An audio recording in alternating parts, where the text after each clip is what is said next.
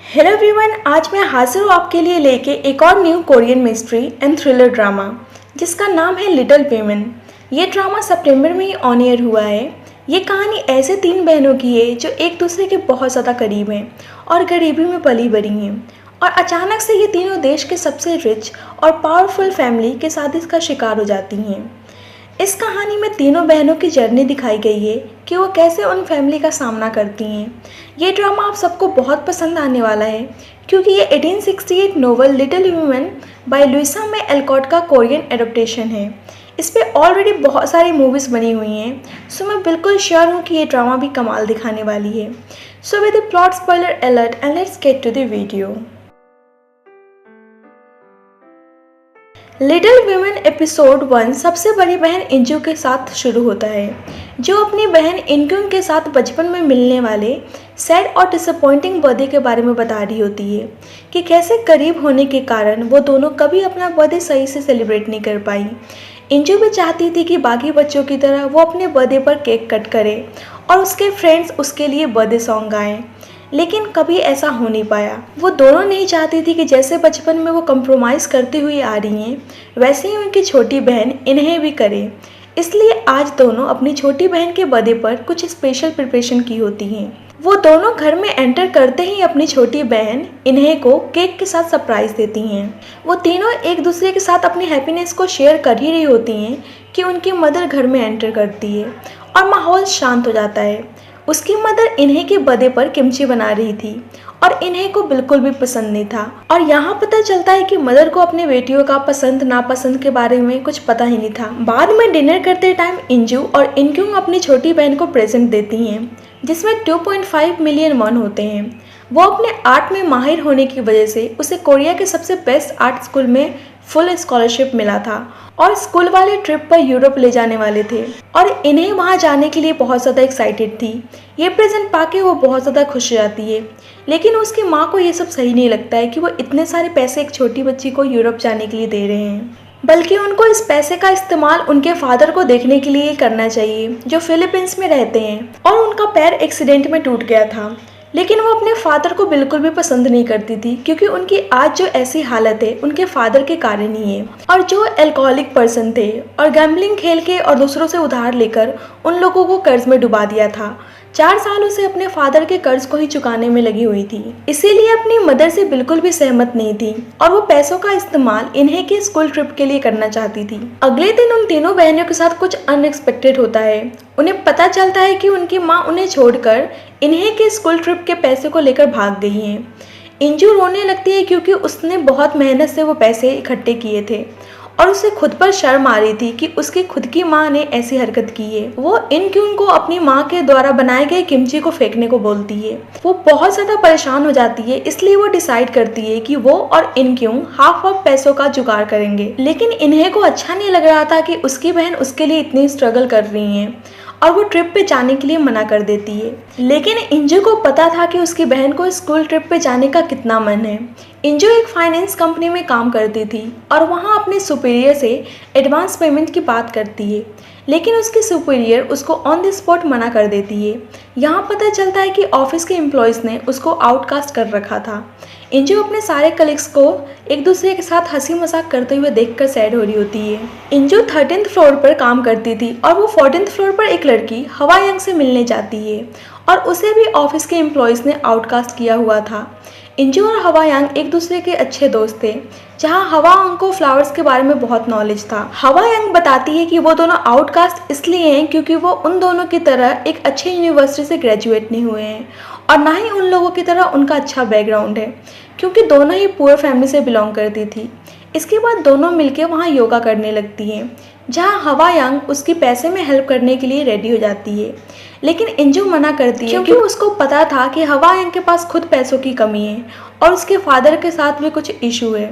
लेकिन हवा यंग उसे अपने सेव किए गए पैसों में से हेल्प करना चाहती थी, क्योंकि जब उसकी मदर एक्सपायर हुई थी तो इंजू ही थी जो ऑफिस का काम छोड़ के उसके घर उसे इमोशनली सपोर्ट देने के लिए आई थी। बातों बातों में इंजू हवा यंग के एंकल पे एक टैटू नोटिस करती है जो एक ब्लू ऑर्किड्स का होता है और उसके नीचे कुछ डेट मेंशन था जो उसे थोड़ा सस्पिशियस लगता है। इंजो हवायांग से उस डेट का मतलब पूछती है, जिससे उसे पता चलता है कि उस डेट वाले दिन हवायांग की मदर इस दुनिया को छोड़कर हमेशा के लिए चली गई थी। On the other hand in क्यूंग as a journalist OBN network में काम करती थी और उसे अपने काम करने में बहुत प्रॉब्लम होती थी, क्योंकि रिपोर्टिंग करते टाइम उसके आंसू बहने लगते थे, क्योंकि वो बहुत ज़्यादा इमोशनल किस्म की लड़की थी जो किसी के साथ बुरा होते हुए देखकर रोने लगती थी। इसलिए सही से काम ना करने की वजह से वो अपने सीनियर से डांट खाती है। इन क्यों को हम हमेशा माउथ वॉश का इस्तेमाल करते हुए देखते हैं, जिसका सच एपिसोड के एंड में पता चलेगा। इनक्यूंग बाद में पैसों के बारे में सोच रही होती है जो अपनी बहन के ट्रिप के लिए देना था, इसीलिए वो हाई इंटरेस्ट लोन अप्लाई करने की सोचती है जो एम्प्लॉयज़ के लिए होता है। तभी उसके पास उसकी ग्रैंड आंट की कॉल आती है जो उसे वीकेंड पर ब्रेकफास्ट के लिए बुला रही थी। यहाँ पता चलता है कि उन लोगों का ग्रैंड आंट के साथ कुछ सही रिलेशनशिप नहीं है, इसीलिए इस बारे में वो अपनी बड़ी बहन इंजू से डिस्कस करती है। इंजू को पता था कि उसकी ग्रैंड आंट बहुत ज़्यादा रिच है, इसलिए वो सजेस्ट करती है कि युंजो उनसे मिलने जाए, क्या पता वो उनके पैसों में कुछ मदद कर दे। यहाँ दोनों अपने फ्यूचर के बारे में डिस्कस कर रहे होते हैं, जिससे उन सबकी लाइफ से तकलीफ दूर हो जाए। लेकिन इनक्यूंग उसे याद दिलाती है कि उसकी शादी ऑलरेडी हो चुकी है और उसने अपने हस्बैंड को डिवोर्स दे दिया है, क्योंकि इंजो का हस्बैंड एक फ्रॉड था। उसी वक्त इन्हें अपने रूम में एक लड़की की ड्राइंग कर रही होती है और उसने बहुत ज़्यादा सुंदर पोर्ट्रेट बनाया हुआ था। नेक्स्ट डे हवायांग अपने साथ इंजो को एक एक्सपेंसिव रेस्टोरेंट में ले जाती है, जहां इंजो बहुत अच्छी तरह से रेडी होकर आती है, लेकिन रास्ते में उसका सैंडल टूट जाता है, जिससे हवायांग अपने सैंडल उसे पहनने को देती है। इंजो रेस्टोरेंट में बहुत एक्साइटेड दिखती है, क्योंकि फर्स्ट टाइम उसे ऐसे एक्सपेंसिव रेस्टोरेंट में खाना खाने का मौका मिला था। हवायांग उससे पूछती है कि अगर उसके पास बहुत सारे पैसे आ जाएंगे तो वो उसका क्या करेगी। इंजो अपने ड्रीम्स के बारे में बताती है कि वो बस एक अपार्टमेंट लेना चाहती है जहां अपनी बहनों के साथ हंसी खुशी रह सके और खाने में अच्छे अच्छे डिशेज हो और वो अपनी लाइफ सही से बेफिक्र स्पेंड कर सके। इंजो हवायांग से पूछती है कि अगर वो रिच हो जाएगी तो वो क्या करेगी, जिससे हवायांग बताती है कि वो ऐसे प्लेस पर जाएगी जहां वो बिल्कुल अकेली हो। वैसे ही इन दोनों के टेबल पर खाना सर्व करने के लिए एक वेटर आता है। इंजो नोटिस करती है कि जैसे वो वेटर हवायांग को पहले से ही जानता है, इसलिए वो हवायांग से इस बारे में पूछती है। हवायांग बताती है कि वो एक बार पहले डायरेक्टर शिन के साथ एक मीटिंग के लिए इसी रेस्टोरेंट में आई थी। इंजू बताती है कि उसको पता है कि ऑफिस में र्यूमर फैला हुआ है कि डायरेक्टर शिन के साथ उसका अफेयर है, लेकिन हवायांग को इस बारे में बिल्कुल भी फर्क नहीं पड़ता था कि ऑफिस वाले उसके बारे में क्या बोलते हैं, क्योंकि वो जानती थी कि वो सही है, तो दुनिया लाख कुछ कहे उसके लिए कुछ मैटर नहीं करता है। हवायांग इंजो को 1.2 मिलियन वॉन ट्रांसफर करती है और उसे अपने बुक कीपिंग स्टार्टअप के बारे में बताती है, जिससे वो दोनों रिच हो सकती थी। इसलिए वो इंजो को भी ज्वाइन करने के लिए कहती है। वो इंजो को एक डॉक्यूमेंट साइन करने के लिए देती है जो इंग्लिश में होता है। इंजो को इंग्लिश नहीं आती थी, फिर भी उन डॉक्यूमेंट्स पर साइन कर देती है, क्योंकि उसे हवायांग पर पूरा ट्रस्ट था कि वो उसके साथ कभी भी कुछ बुरा नहीं कर सकती है। कुछ टाइम बाद वो रेस्टरूम में जाती है, जहाँ एक लड़की उसे सैंडल के बारे में पूछती है, क्योंकि वो सैंडल बहुत ज़्यादा एक्सपेंसिव था और कोरिया में उस सैंडल के बस 3 पेयर्स ही अवेलेबल थे। यहाँ ऐसा ऑडियंस हमें समझ में नहीं आता है कि अगर हवायांग पुअर थी तो उसके पास इतने एक्सपेंसिव सैंडल आई कहाँ से। दूसरी साइड इनक्यूं अपने ग्रैंड आंट के पास ब्रेकफास्ट पर जाती है। वहाँ उसे हम माउथ वॉश इस्तेमाल करते हुए देखते हैं। ब्रेकफास्ट टेबल पे वो इन्हें के स्कूल ट्रिप के बारे में बताती है कि उसे पैसों की ज़रूरत है, लेकिन उसकी ग्रांट उसकी बातों पर इतना इंटरेस्ट नहीं दिखा रही थी और अपनी बातें करके ब्रेकफास्ट टेबल से उठकर चली जाती हैं। जब वो अपने ग्रैंड आंट के घर से बाहर आती है तो सामने एक लड़के को देखती है जिसका नाम जोंगो होता है। इन दोनों को देखकर साफ पता चल रहा था कि ये दोनों एक दूसरे को पहले से ही जानते हैं। दूसरी साइड इंजो अपनी छोटी बहन को उसके ट्रिप के लिए हाफ अमाउंट देती है, लेकिन इन्हें मना कर देती है, क्योंकि उसे साफ नजर आ रहा था कि उसकी दोनों बहनें उसके लिए अपनी खुशियों का सेक्रीफाइस कर रही हैं और वो खुद को उनके सामने बर्डन महसूस करती है। इंजो उसे समझाने की कोशिश करती है, लेकिन इन्हें वहां से चली जाती है। इंजो भागते हुए अपनी बहन के पीछे जाती है तो वो नोटिस करती है कि वो किसी कार में बैठकर वहां से चली गई है। ऑन द अदर हैंड हम मारी नाम के रिपोर्टर को देखते हैं जो इन क्विंग के ही कंपनी में काम करती थी और वो एक आदमी के बारे में न्यूज रिपोर्ट लेकर आई थी जिसका नाम पार्क जे सेंग है। वो बहुत ज्यादा रिच है और आने वाले टाइम में मेयर के इलेक्शन में भी खड़ा होने वाला है। इनक्यून को ये न्यूज़ बहुत इंटरेस्टिंग लगता है और वो इस न्यूज़ रिपोर्ट को कवर करने का फैसला करती है कि पक्का इस आदमी के कुछ डर्टी सीक्रेट्स हैं और वो सामने लाना चाहती थी।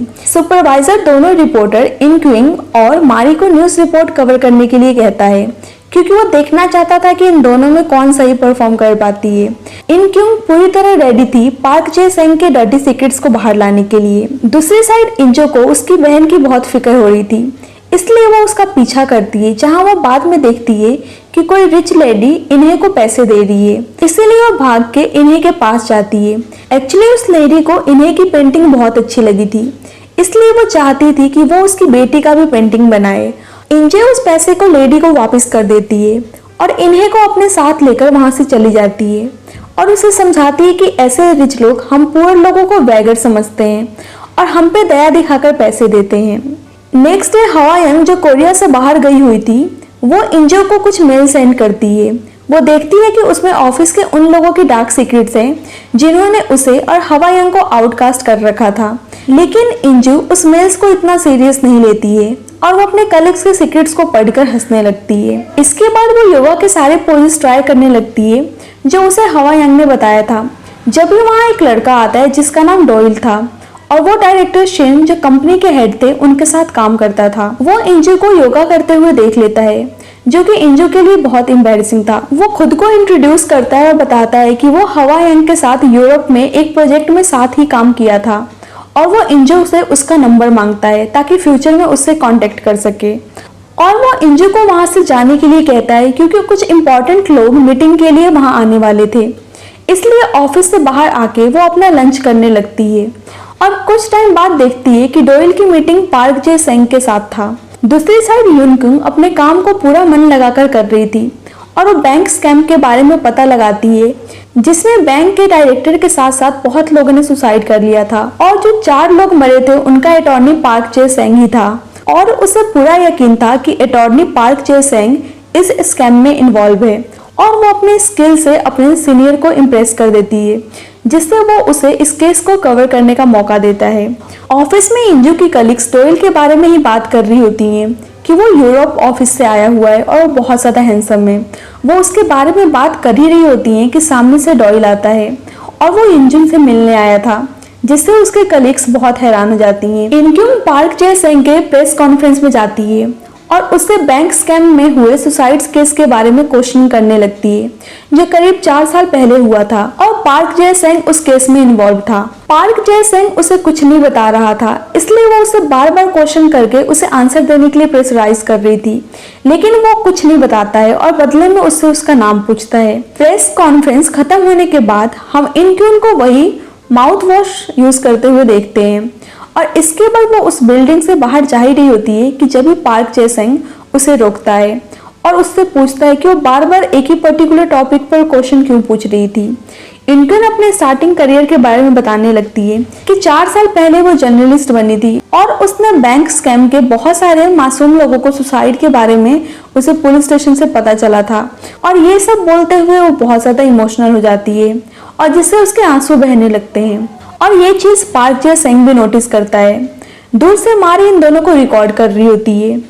ड्यूरिंग लंच टाइम डोइल और इंजो बात कर रहे होते हैं, जहां इंजो बताती है कि हवा यंग ने उसे डोइल के बारे में बताया था। इंजो उससे पूछती है कि क्या हवा यंग ने उसको उसके बारे में कुछ बताया था, जहां डोइल हाँ बोलता है। दूर से इंजो के कलीग्स उसे डोइल के साथ लंच करते हुए देखकर और बातें बनाने लगते हैं कि कितनी चालाक लड़की है। ये सब इंजो सुन रही होती है, इसलिए डोइल से बताती है कि उसका डिवोर्स हो गया है। डोइल समझ जाता है कि ये सब अपने कलीग्स की वजह से बोल रही है, तो वो उसे बताता है कि मुझे पता है तुम 13th फ्लोर वाली आउटकास्ट लड़की हो। उसे हवा यंग ने इस बारे में बताया था और जब भी तुम दोनों एक अच्छी फ्रेंड बन गई। डोइल फिर से इंजू से हवा यंग के बारे में पूछता है क्योंकि हवा यंग कोरिया में वापस आ गई थी, लेकिन बहुत टाइम से उसने उससे कांटेक्ट नहीं किया था। इसीलिए इंजू हवा यंग को कॉल करती है, लेकिन वो उसकी कॉल पिकअप नहीं करती है, जिससे वो हवा यंग के लिए परेशान हो जाती है और वो उससे मिलने के लिए उसके घर विजिट करने की सोचती है। ऑफिस में मारी इनक्यून को कन्फ्रंट करती है कि उसने अल्कोहल कंज्यूम किया था क्योंकि उसका पार्क जे सेंग के साथ न्यूज वायरल हो गया था, जहां पार्क जे सेंग उसके आंख में आंसू देखकर कहता है कि क्या वो रो रही है और क्या उसने अल्कोहल कंज्यूम किया है।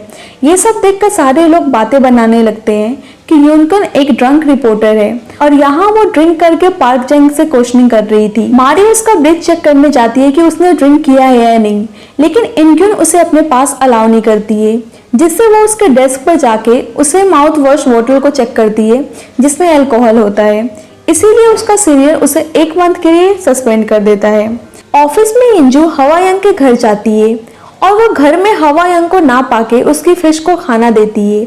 जब भी उसकी नजर पीछे वार्डरोब पे पड़ती है और उसमें कपड़ों के साथ साथ एक डेड बॉडी को हैंग होते हुए देखती है जिसने रेड सैंडल पहना हुआ था, और उसके एंकल पे बने टैटू से देखकर पहचान जाती है कि ये कोई और नहीं बल्कि हवायांग है, और वो उसे इस तरीके से देखकर बुरी तरह शॉक्ड हो जाती है। जल्द ही वहां पुलिस पहुंच जाती है और ये न्यूज चारों तरफ फैल जाता है कि हवायांग का मर्डर हो गया है और उसके घर से बहुत सारे एक्सपेंसिव क्लोथ्स और एक्सेसरीज पाया गया है, और वो कुछ वक्त पहले ही प्लास्टिक सर्जरी भी करवाई थी। न्यूज मीडिया बताती है कि पुअर होने की वजह से हवायांग खुद को रिच दिखाने की कोशिश में लगी थी और वो डिप्रेशन में चली गई थी, इसीलिए उसने सुसाइड कर लिया। फ्यूनरल में इंजो को हवायांग के लिए बहुत बुरा फील हो रहा होता है और वो अपने ऑफिस के एम्प्लॉयज को देखती है जो बस हवायांग के मौत के लिए झूठे आंसू बहा रहे थे। बाद में हवायांग के कलीग्स को स्टेटमेंट देने के लिए पुलिस स्टेशन बुलाया जाता है। इंजो को कलीग्स के बिहेवियर पर बहुत गुस्सा आता है क्योंकि अभी भी वो उसकी बिचिंग करने में लगे हुए थे कि कैसे उसने शादीशुदा डायरेक्टर शिन को फंसा के रखा था। इंजो से ये सब बर्दाश्त नहीं होता है और उन सबका सीक्रेट्स रिवील कर देती है जो हवायांग ने उसे ईमेल किया था। बाद में इंजू को डायरेक्टर शिन अपने ऑफिस में बुलाता है जहां डॉयल भी होता है। वहां वो दोनों रिवील करते हैं कि हवायांग ने उनके यूरोप ऑफिस से 70 बिलियन वॉन की चोरी की है और उनको पता था कि इंजो एकमात्र इंसान थी जो हवायांग के बहुत करीब थी, इसलिए वो उससे उनकी हेल्प करने के लिए कहते हैं ताकि वो कंपनी के फंड के बारे में पता लगा सके कि हवायांग ने उसको कहाँ पे छुपा के रखा था। लेकिन इंजू उनसे सहमत नहीं होती है और वो नौकरी से रिजाइन कर देती है। इन लोगों के रवैये और निराशा से दुखी होकर घर के लिए निकलने ही वाली थी कि उसके पास जब भी योगा सेंटर से कॉल आती है। योगा सेंटर वाले बताते हैं कि हवायांग का मेंबरशिप अब इंजू को ट्रांसफर कर दी गई है और उसे हवायांग के लॉकर से जरूरत की चीजें कलेक्ट करने के लिए बुलाते हैं। वहां जाने पर वो हवायांग का लॉकर खोलती है और उसे हवायांग की याद आने लगती है क्योंकि वो उसके लिए एक बड़ी बहन की तरह थी।